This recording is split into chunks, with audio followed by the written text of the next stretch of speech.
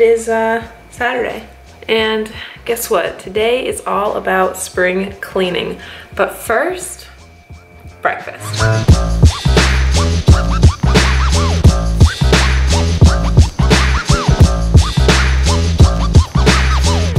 I'm back.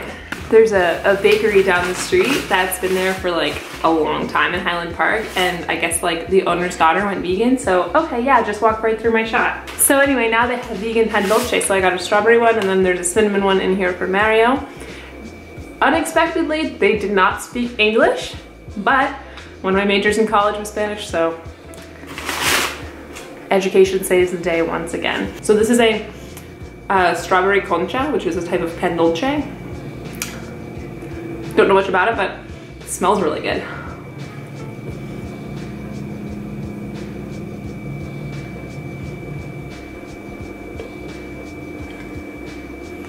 Wow, that's unreal.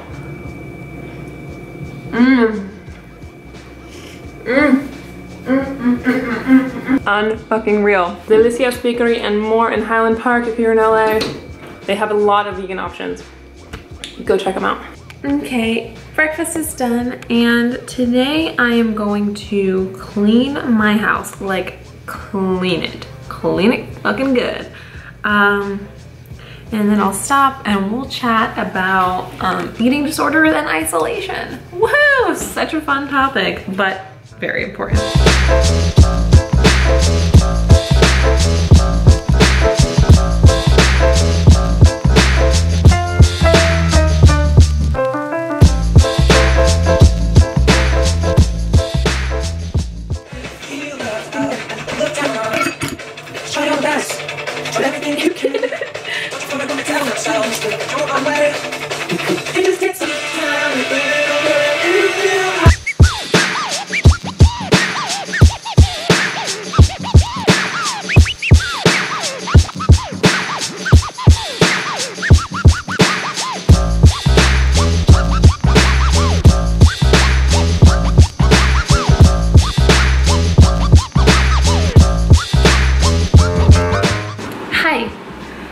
Spent an hour cleaning the kitchen, and then I realized I need lunch, and I was like, I can't cook right now because it's finally clean. So I made leftovers. I had made fried rice with like a fuckload of tofu. I made this last night, so I have leftovers. And I'm just so tired from cleaning. I'm gonna sit here and eat this, and then I'm gonna clean the living room in the hallway, and then I'm gonna take another break and we'll see where I'm at feeling wise at that point. Okay, bye.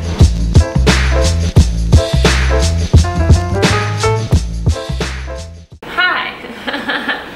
There's some loudness happening in the house because the air conditioning's on, and I'm washing some clothes. It's 2 p.m. I've been cleaning since like 10:30. Finally, okay, we can talk about isolation and eating disorders. It's kind of a sad topic, but I think it's really important to talk about, because for me, and I think for a lot of people who suffer from a different number of mental disorders, depression, anxiety, I'm sure are very similar, but obviously my experiences with eating disorders. Isolation, okay, Beethoven. Anyway, isolation plays a big part in the psyche, the mentality that people experience when they're sick. When I had an eating disorder, a large part of my mentality was that people wouldn't want to hang out with me because I looked a certain way, which was absolutely fucking ridiculous. But I can say that now because I can look back on it with my perspective of being recovered and being like, oh girl. But obviously it was very real to me at the time. I also had this sort of feeling of being like I deserve to be alone. I also happened to be in college and very far away from my parents. A good friend of mine that I had gone to college with, she transferred, and so she no longer lived there.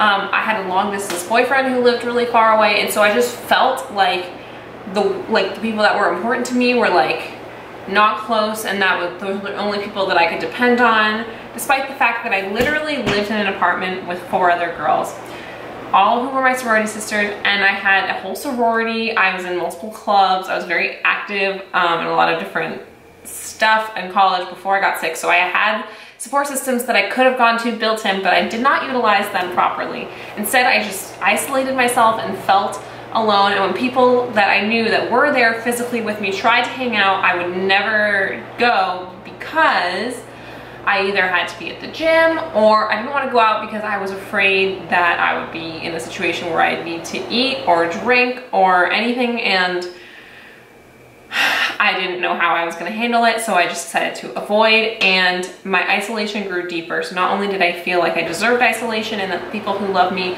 were brought away from me for a reason, but I also refused the support of the people that were around me because of my fear of eating and drinking and being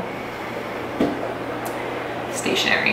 And I hate that I'm having this conversation while the motherfucking washing machine is going on. So I think that I felt both social isolation, and I brought that social isolation upon myself, and it became kind of a self-fulfilling prophecy where I didn't think that anyone would want to hang out with me or that I deserved to hang out with anyone.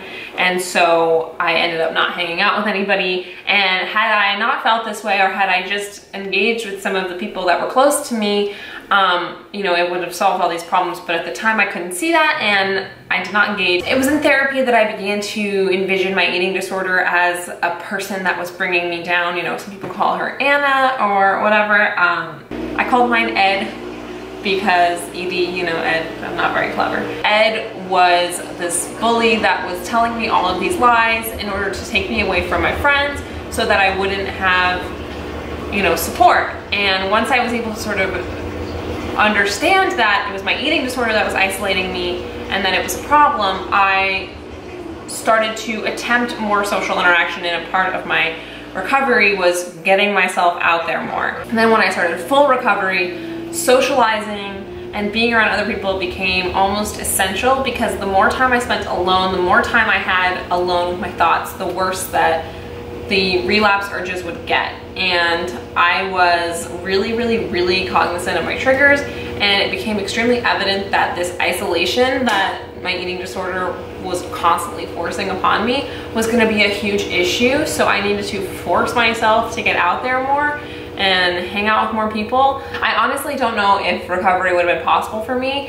if I had remained isolated, if I had listened to the eating disorder thoughts and stayed alone in my room and in my head and in my soul. But I opened myself up because no man is an island, and I let my friends take me out, and I was forced to eat and forced to drink, but fuck it, I was in recovery, so I did it anyway, and it was all okay. Your eating disorder will attempt to isolate you in order to gain more control over you, and the minute that you recognize that that's what's happening and you're able to break out of that and seek friendship and support and love and realize that you are not alone and you are not unworthy of love, then you have more power than your eating disorder, and you are on your way to emotionally and mentally defeating it.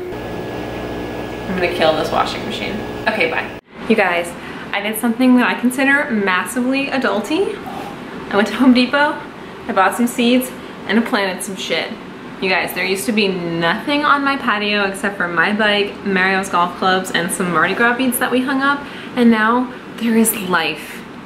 Life. Let me show you. These are gonna be cherry tomatoes, mint, cilantro. That's basil and rosemary. I need some name tags for them. Aren't they so cute? It's so beautiful.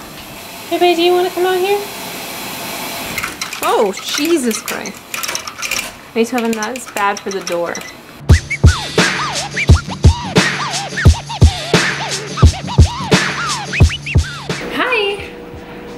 Oh, okay.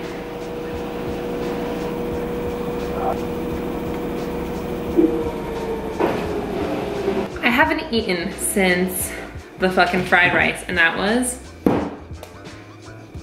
6 hours ago. That is so unlike me.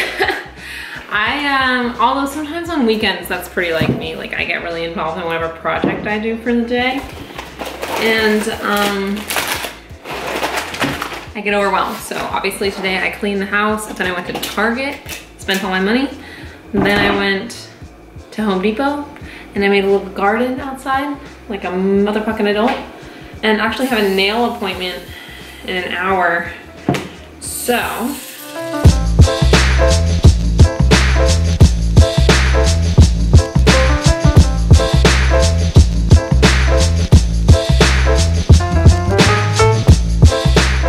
I went to this little place called Topo, I think it's pronounced. It's connected to Kitchen Mouse, which is a brunch spot right across the street from my apartment. And this place has little grab and go sandwiches. Everything is vegan.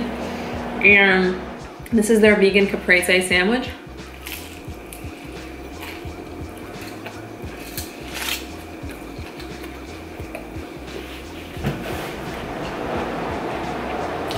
I have no words. Anyway, I also bought this live soda raw root beer kombucha. I wanted a root beer. I said to the guy, do you guys have root beer? And he goes, oh, we have root beer kombucha. And I was like, oh boy.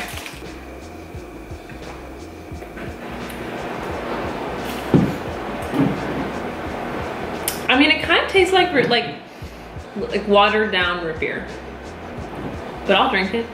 Anyway, I just wanted to say goodbye, but I can't because Beethoven's in my shot. Thank you guys so much for watching this video, and I hope you have a lovely day. Can we please fucking talk about how I hit 1,000 subscribers? Holy fuck. Thank you guys. I've been doing YouTube for only 7 or 8 months, and to be here already is so exciting and really motivating, and so I'm gonna keep going. I have to think of something exciting to do for 1,000 subscribers. So if you guys can think of something, let me know, and maybe I'll do it. Anyway, I love you guys. You guys know that. If you haven't already, like this video, and if you haven't already, please subscribe. Bye guys.